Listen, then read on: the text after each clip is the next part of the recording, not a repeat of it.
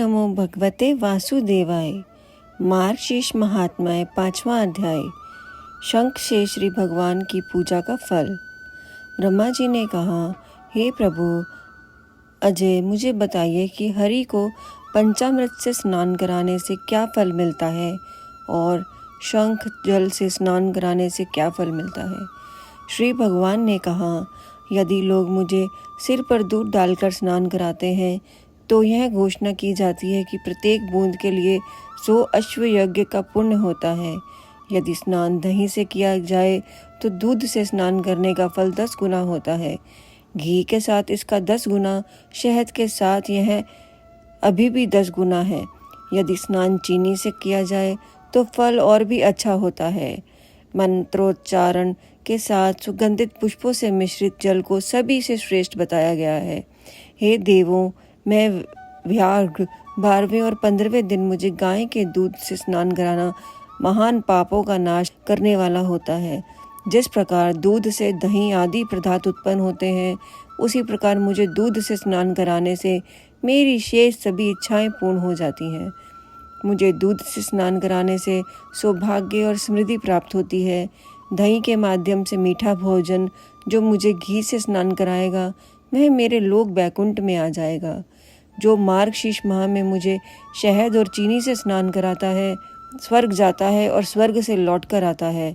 वह संसार में राजा के रूप में जन्म लेता है। जो मार्गशीर्ष महीने में मुझे दूध से स्नान कराता है, वह पृथ्वी पर हाथियों, घोड़ों और रथों से भरा राज्य प्राप्त करता है। स्वर्गलोक में वह चंद्रमा, इंद्र, रुद्र और पवन देवता पर विजय प्राप्त करता है।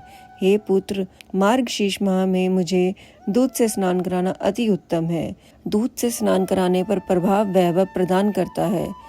इससे पोषण में वृद्धि होती है। हे मेरे पुत्र, मुझे दूध से नहलाने से सारे दुर्भाग्य नष्ट हो जाते हैं। हे सम्मान देने वाले, जो मार्गशीर्ष में मुझे पंचामृत से स्नान कराता है, मैं कभी भी पृथ्वी पर रिश्तेदारों द्वारा शोकग्रस्त होने के लिए दयनीय स्थिति में नहीं पड़ता। जो मनुष्य गहरे भूरे रंग की गाय के दूध से मुझे स्नान कराता है, उसे 100 पीले रंग की गायों के दान का फल मिलता है। यदि कोई गुरु मार्गशीर्ष के महीने में शंख में तीर्थ जल लेकर उसकी एक बूंद से भी मुझे अभिषेक करेगा तो वह अपने परिवार का उद्धार करेगा। जो मनुष्य शंख में गहरे भूरे रंग की गाय का दूध लेकर भक्ति पूर्वक मुझे स्नान कराता है, उसे समस्त तीर्थों के दर्शन का फल प्राप्त होता है। जो मनुष्य मार्गशीर्ष माह में शंख में कच्चे चावल के दाने और कुश घास के साथ जल लेकर मुझे स्नान कराता है, उसे सभी तीर्थों के दर्शन का फल प्राप्त होता है। जो मार्गशीर्ष में श्रद्धा पूर्वक भगवान को 8 शंखों के जल से स्नान कराता है, वह श्रेष्ठ मनुष्य होता है। वह मेरी दुनिया में सम्मानित है। हे मेरे पुत्र, जो मुझे 16 शंख जल से स्नान कराएगा, वह पापों से मुक्त हो जाएगा। वह बहुत लंबे समय तक स्वर्ग लोक में सम्मानित होता रहा है। जो 24 शंख जल से मुझे स्नान कराता है, वह दीर्घकाल तक इंद्रलोक में निवास करता है और पृथ्वी पर राजा के रूप में जन्म लेता है। जो मार्गशीर्ष माह में मुझे 108 शंख जल से स्नान कराता है, उसे प्रत्येक जल के बदले 1 सोना सिक्के के रूप में फल प्राप्त होता है।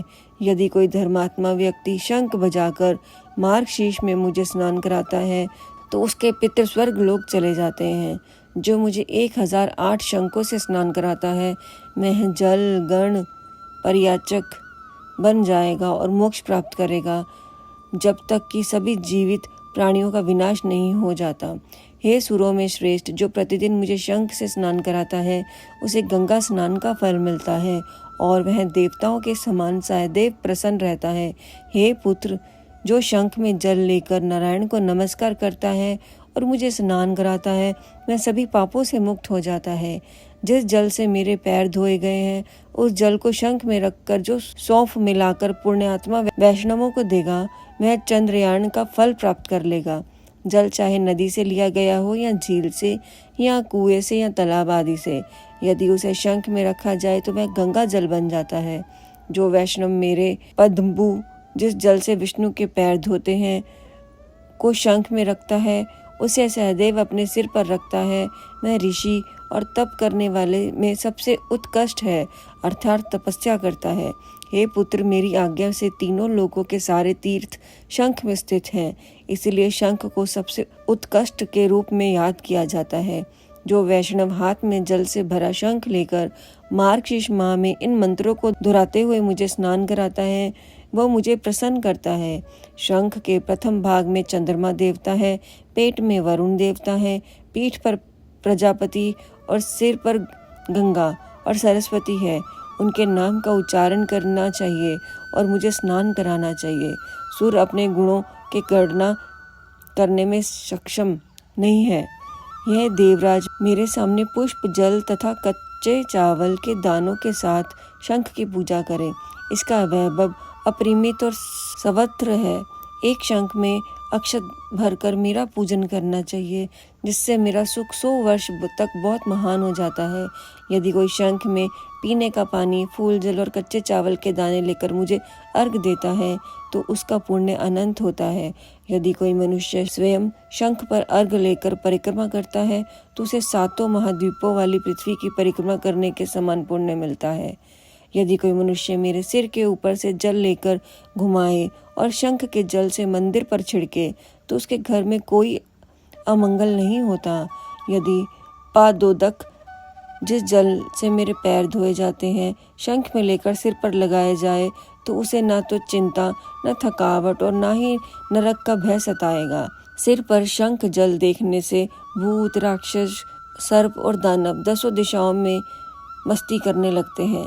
जो मनुष्य भक्तिपूर्वक वाद्य यंत्रों की ध्वनि और मंगल गीतों के ऊंचे स्वरों के साथ मुझे स्नान कराता है, मैं जीवित रहते हुए ही मुक्त हो जाएगा। यह कथा स्कंद पुराण के वैष्णव खंड के अंतर्गत है। इसी के साथ 5वां अध्याय समाप्त हुआ। तो सभी बोलिए ओम नमो नारायण, ओम नमो नारायण,